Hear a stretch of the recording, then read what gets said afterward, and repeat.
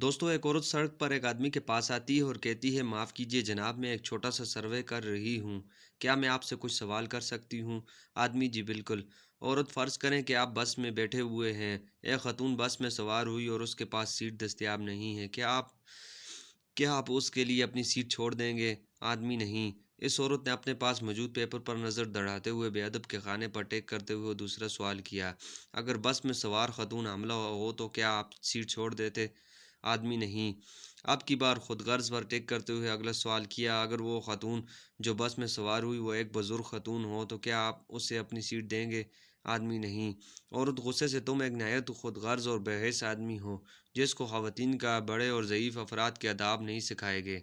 ये कहते हुए औरत आगे चली गई।